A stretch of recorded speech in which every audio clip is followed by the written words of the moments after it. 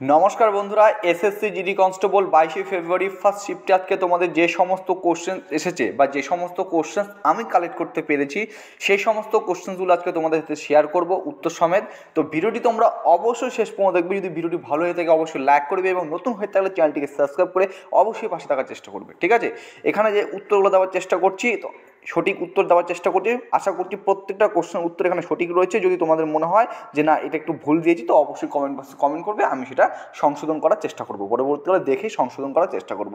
তো তোমরা দেখতে পাচ্ছ এসএসসি জিডি 2024 22শে ফেব্রুয়ারি ফার্স্ট শিফট কোশ্চেন্স। ঠিক আছে, তো দেখে নেব আজকে আমাদের ফার্স্ট শিফটে কোন কোন কোশ্চেন্স বা কীরকম টাইপের কোশ্চেন এসেছে। আজকের কোশ্চেন্স কিন্তু খুবই সোজা এসেছে।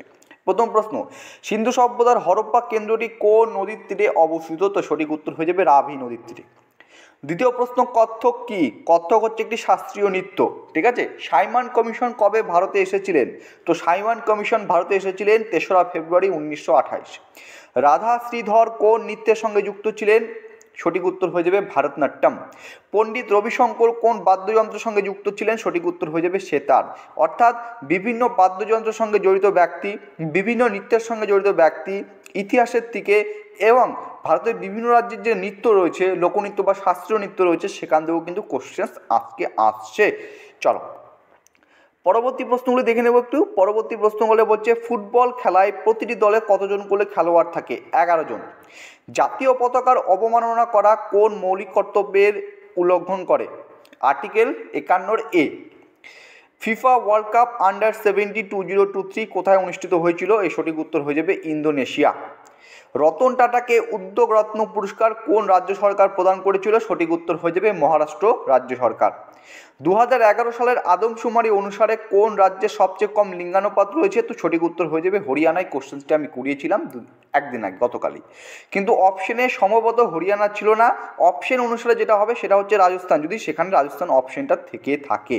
অর্থাৎ বিভিন্ন খেলার সঙ্গে জড়িত ব্যক্তি অথবা শব্দ কতজন করে খেলোয়াড় থাকে এখান থেকেও কোশ্চেন আসছে, আর্টিকেল থেকেও কোশ্চেন কিন্তু আসছে।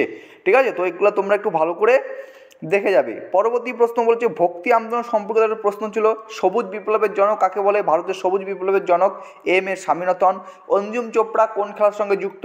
ক্রিকেট। রুক্মিণী দেবী অরন্ডাল কোন শাস্ত্রনৃত্যের সঙ্গে যুক্ত? ভারতনাট্যম। দ্বিতীয় গোলটেবিল বৈঠকের সময় ব্রিটেনের প্রধানমন্ত্রী কে ছিলেন? রামসে ম্যাকডোনাল্ড। গ্যাস থেকে কঠিন বদলের প্রক্রিয়াকে কী বলে? নিক্ষেপণ। এটা সম্ভবত ঊর্ধ্বপাতন, বাষ্পীভবন, ঘনীভবন এরকম টাইপের একটা প্রশ্ন ছিল। ঠিক আছে, সায়েন্সের থেকে। আর দেখো এই দুটি কোশ্চেন তোমাদের দিচ্ছি, তো তোমরা যারা ফার্স্ট শিফট আজকে এক্সাম দিয়েছো তারা বলবে দুটি কোশ্চেন এসেছিল কি না।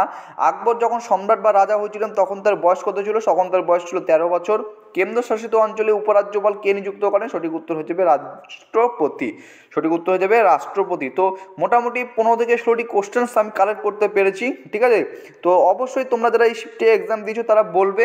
ঠিক আছে, আর কোন কোশ্চেন ছিল বা না ছিল সমস্ত কিছু তোমরা যদি দেখে থাকো এই ভিডিওতে তো অবশ্যই বলবে। তো ভিডিওটি থেকে আমরা একটাই জিনিস বুঝতে পারলাম যে যে সমস্ত টপিকগুলো তোমাদের আগেও আমি পড়তে বলেছি সেই সমস্ত টপিক থেকে কিন্তু কোশ্চেন দিচ্ছে। তো এই টপিকগুলোর উপর বারবার তোমরা রিভিশন করে যাবে।